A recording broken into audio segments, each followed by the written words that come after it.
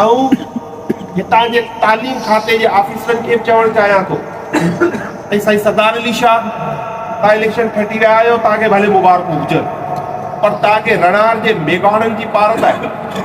वो गरीब मेघवाड़, वो गरीब थर जा मेघवाड़ जिनके तव्हां सम्झो था ही असांजी कॉन्स्टिट्यूंसी आहे, ही असांजा माण्हू आहिनि। हुननि जा ॿार 300 रुपया पंहिंजे खीसे जा ॾेई स्कूल वञनि था ऐं मास्तर खे पघार ॾियनि था।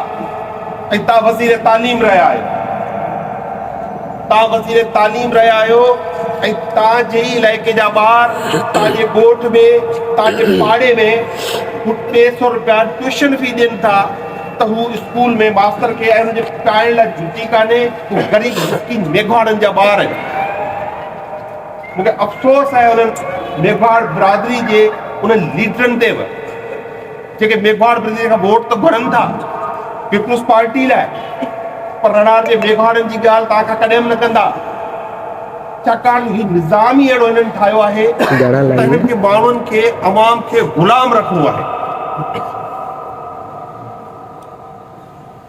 इन सभिनी हालातनि, इन्हनि सभिनी परेशानियुनि, इन्हनि सभिनी करप्शन जे निज़ाम, चोरी जे निज़ाम, रिगिंग, इन्हनि सभिनी शयुनि जे बावजूदि तव्हांखे त ख़बर आहे न, हिन इंतिज़ामिया असांखे ॿुधायो हुयो त 60 पोलिंग स्टेशनूं असां एक्स्ट्रा सेंसिटिव करे छॾियूं आहिनि।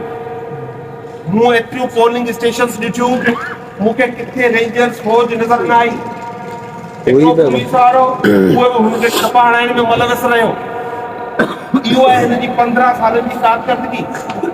पर हिन सभिनी शयुनि जे बावजूदि उमरकोट, कुंडरी, सामारो, पिथोरो, गुलाम नबी शाह, घोड़ोनारो, नबीसर रोड, नबीसर, सामारो रोड, छोर, न्यू छोर, खोखराबाद, महेंद्रोबाद, चारी यूनियन काफलू थर जूं, कंप्लोर, सेकड़ो, मेंद्रो जो पार, खोखरा पार, इन सभिनी यूनियन काउंसिल्स में, इन सभिनी शादीपली, सूफी, हर जगह था मूंसां गॾु केरु कोन्हो, अवां खां अलावा को जागीरदार, को वॾेरो, ऐं मुंहिंजी सॼी सियासी क़यादत जेल में आहे।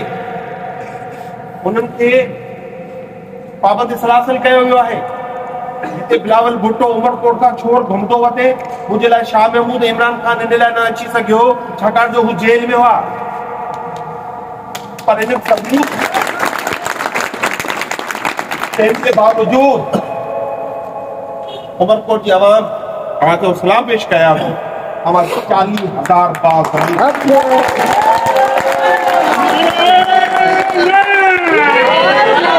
40,000 वोट